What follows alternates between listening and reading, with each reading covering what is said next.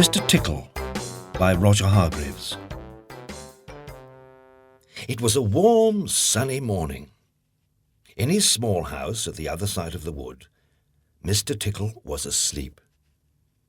You didn't know there was such a thing as a tickle, did you? Well, there is. Tickles are small and round, and they have arms that stretch and stretch and stretch. Extraordinary long arms. Mr. Tickle was fast asleep. He was having a dream. It must have been a funny dream because it made him laugh out loud, and that woke him up. He sat up in bed, stretched his extraordinary long arms, and yawned an enormous yawn.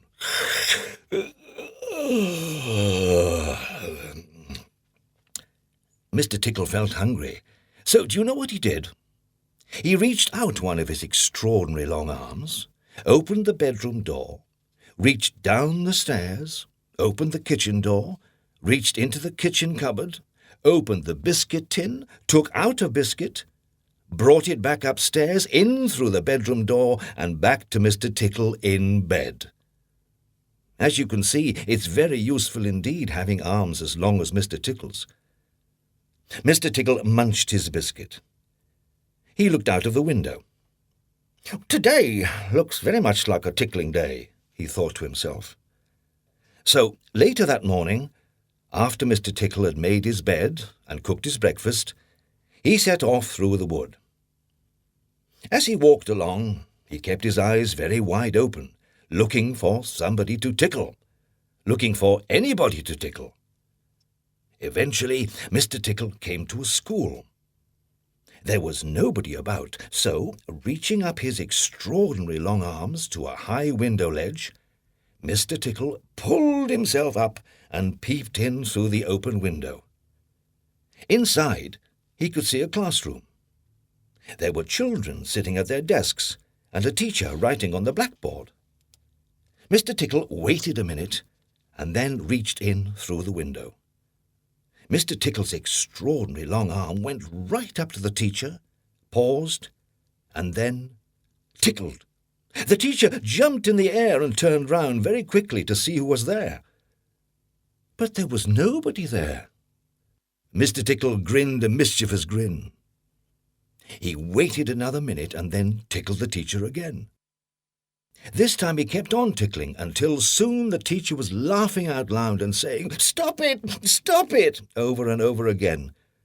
All the children were laughing too at such a funny sight. There was a terrible pandemonium. Eventually, Mr. Tickle thought that he had had enough fun, so he gave the teacher one more tickle for luck, and then very quietly brought his arm back through the open window. Chuckling to himself, he jumped down from the window, leaving the poor teacher to explain what it was all about, which, of course, he couldn't. Then Mr. Tickle went to town. And what a day Mr. Tickle had! He tickled the policeman on traffic duty at the crossroads in the middle of the town.